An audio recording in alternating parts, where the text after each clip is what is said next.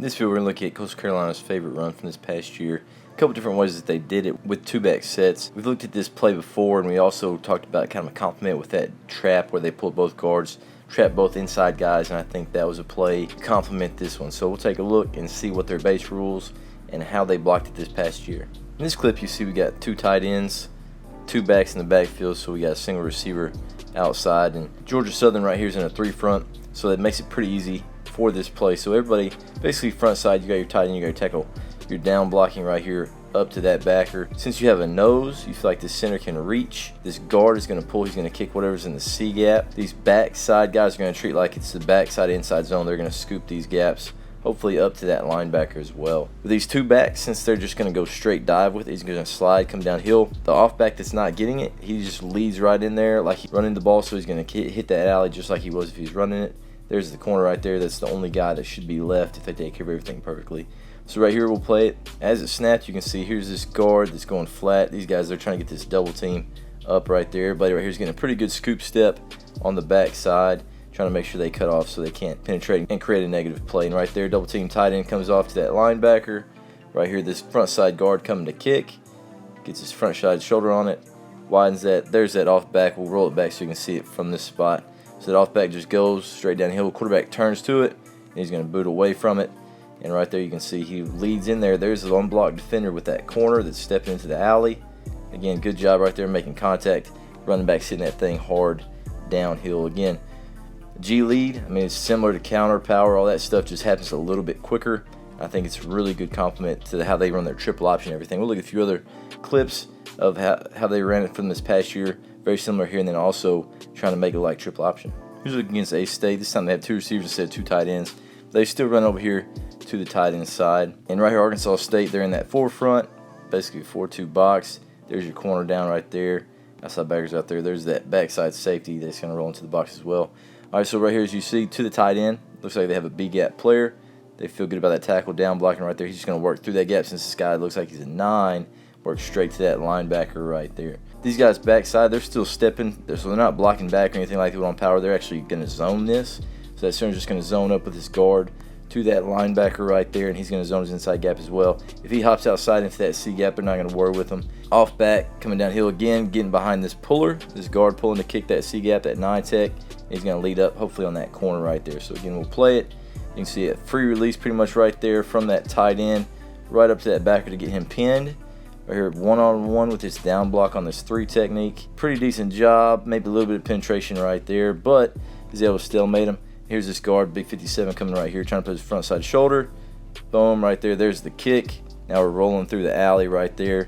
And off back does a good job again.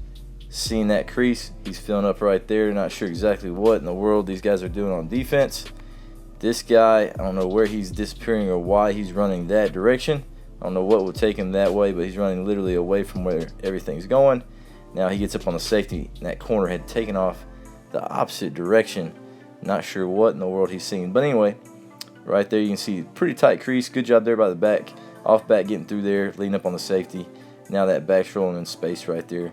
Able to create a pretty good play there against Arkansas State. Another look here again. Still running to the left right there to the tight end. Two receivers again. Forefront here from App State.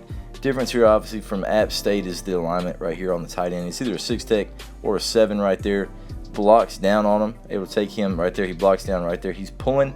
There's really nobody right there right now to set the edge. So whoever shows up in the C gap, he's not going to run out here like a robot and just take off over here. He's going to stay tight. He's going to fill up for whoever it is. He's going right there off the edge as well. Just creating a mass humanity. You can see right here this guard did a really good job. He's getting pinned. That 7 technique, he wraps tight. He knows he's going to go right there off his butt for whatever shows up right there as well.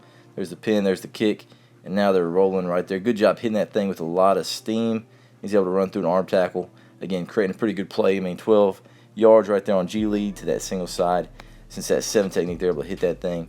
Corner is still left, but right there they get 2 guys in the gap because he kind of hops outside right there in that corner and that backer in that gap. And now he pops it right there for a good game there for Coastal.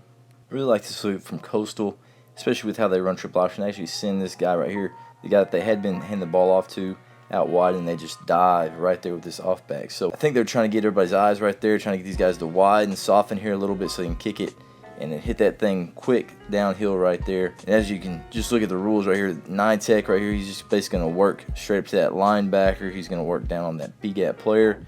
Guard's going to pull, kick this 9. Everybody else is zoning up to backers right there like his inside zone. So right here as it's played, you can see what takes place. So he takes off right there. You can see these two defenders here, the 9 technique, outside backer, both react to it. They take a step or slow down right there to it. Here's this guard coming right here, and you can see with that widening, and he doesn't squeeze it. Now that is a really big alley right here for the running back to fill into right there. He's going to the backer. Backer fires. I'll just tell him just keep working on that track. If he fires right there, probably not going to get him, and we're probably going to be past him anyway right there. Pretty good job just creating a wall there on that big gap defender. Down blocking. He mashes that guy into that linebacker before he can fill in there and make a play. So pretty good job there. And we're hitting it one-on-one with a safety, makes a guy miss, which is what a running back's supposed to do, and he gets pretty decent gain right there. Again, looking at the backside now, just talking about zoning. So right there, they're going to work that guy up to the back of the center and the guard. He's just going to be through that C gap for whatever shows up, whether it's a safety corner, whatever. Just run that C gap, whatever shows up, put a body on it, see what happens. So right there, pretty interesting look. Look at a few more. Here's a look here against Kansas. Tight ends over here, 2 backs in the backfield. They actually motion this guy that way. Again, downhill path from the back right there in the pistol. 4-3 box here from Kansas. 6 technique here on the tight end. And right here, as you can see, he's trying to work through to that mic. And right here, this D end does a pretty good job. Gets hands on him right there, and he throws him off. This linebacker filters over the top right here into the C gap. Okay, this guard, all right, as you're seeing it, he downs blocks right to this guard. He's blocking the C gap, whatever shows up. So right here, he gets hands on, but he does a good job of being patient and staying tight. He ends up logging this end right here that ends up falling into the C gap, even though he's getting hands on right there. So really good read by him. But right here, you can see all those linebackers filtering over the top. All right, everything's going right there. They're hoping with that motion, they're hoping to get that guy a little bit wider than what he is right here. He filters over the top to the C gap. He's out there wide as well. I think that motion gets both those guys filling that gap outside a little bit more than they should. And now he's hitting it vertical right there for, again, a pretty decent gain. And what ends up happening right there, since they're going inside zone backside instead of just blocking back, they're able to work up. Now it just turns into, if everybody overruns it, it's just like backside cutback for the inside zone right there. So over that pulling guard, everybody overplays that outside and with that motion. Now he's just cutting back to the inside zone. Still a free C gap player, but he's not able to get there with the gaps moving laterally right there again. So right there, that backside inside zone was really big right there. He's able to hit that thing again, gets a little bit of momentum, and still get 5 yards right there on the G lead. Look here against Buffalo again with 2 backs, trying to fake the triple option. I actually had the pistol back run out right there with the quarterback downhill with this back. And right here, Buffalo's actually trying to slant to that gap, fire this outside backer here off the edge. There's the guard pulling. Really, it's still just their typical 3 front. He's going to get to that B gap. There's the C gap player again right there. So it's really just their 3 front. These guys are zoning again right there. These guys are going to down block to that linebacker. He ends up being the C gap, so that tight end takes him. Guard pulls right there, kicks that outside linebacker. It's not trying to show it till late that he's that C gap defender. We'll look at it real quick again. Diving. He's faking a triple option. Quarterback's going to burst out that direction. Hopefully trying to widen these guys, as I'm sure is what they're trying to do, to soften those guys for the kick a little bit. Again, he falls into the C gap, so they wash that guy up to that linebacker. Here's the kick coming right here. He's trying to dive in there at legs, whatever. He just gets a hand on him just enough. Now there's a big crease right there. Now you're one-on-one with that safety or corner, whoever that is. But again, good job working up to that linebacker, creating the crease, getting a body on body. Now they're rolling in space against Buffalo and creating a pretty good play. Again, good job just understanding your gaps. Obviously not perfect as far as the fundamentals of blocking right there, but as far as staying true to your gaps right here, backside zone is good as well. Just working up to the guys that you're supposed to, cutting those guys off. So hitting it, faking triple option, good job right there. Trusting your gaps, kicking out the C gap, not just thinking of a defender. So good job right there, good patience by that guard. Here's a look from Coastal and an unbalanced set. They got the receivers over here, tight end fullback over here.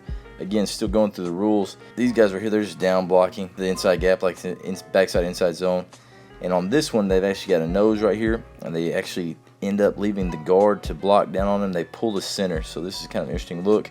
Maybe right here they didn't think that this center could scoop this nose, and they didn't feel real confident with that. Maybe they wanted this guard down block with that angle, they feel like they might have a little bit better shot at keeping from having penetration right there backside, because his nose seems pretty big.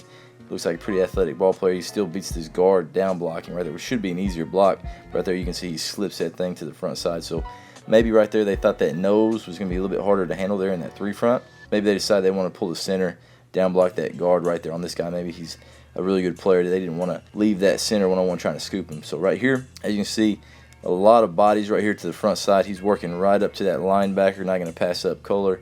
So right here, there's the center coming around. So instead of that guard, now it's the center. Again, skip pulling, open pulling, getting right there, trying to put the play side shoulder. Kick. That's a tight window right there, but good job by that running back. Hitting that thing downhill. Quarterback's bursting out that way now. Since it's a single back, they're bursting that direction, trying to take these linebackers, whoever, and try to get those guys to hesitate like it may be some kind of a triple option quarterback run right there. Hitting that thing downhill on a 4th and 1, pulling that center with an unbalanced set right here, and they're able to get it against Buffalo, which is obviously a really good hard-nosed team. But right there, they're able to hit that, get a pretty good gain for a first down on a 4th and 1. Interesting that they're pulling that center. Love to see what you guys would think about that and why you'd rather pull a center right there and what would make you pull a center rather than a guard.